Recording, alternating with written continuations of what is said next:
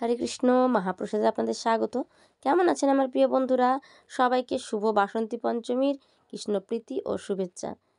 আজকে এই বসন্ত পঞ্চমীতে আমি আমার লাডলি গপুদের বাসন্তী কালারের একটা সুন্দর সোয়েটার পরিয়েছি এবং বাসন্তী কালার ফুল দিয়ে শৃঙ্গার করেছি। কালকে রাত্রে প্রহ্লাদের আঁকা সরস্বতী দেবীর বন্দনা করে নেব এবং সরস্বতী দেবীর চরণে পুষ্প নিবেদন করব।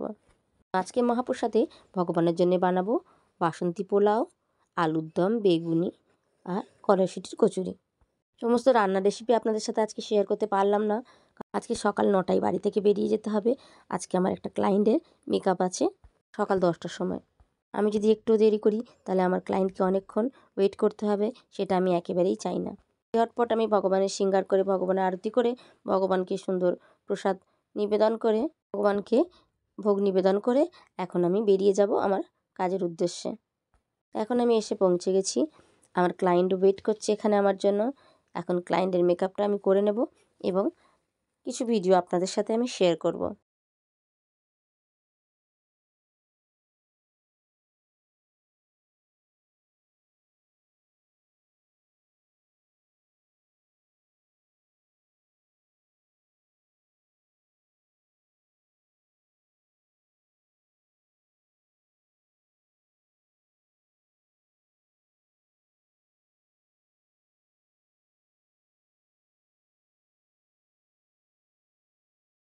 মেকআপ আমার কমপ্লিট হয়ে গেছে এবং শাড়ি ড্রেপিংও হয়ে গেছে।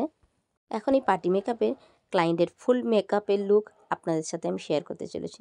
দেখুন কি মিষ্টি লাগছে আমার ক্লায়েন্টকে।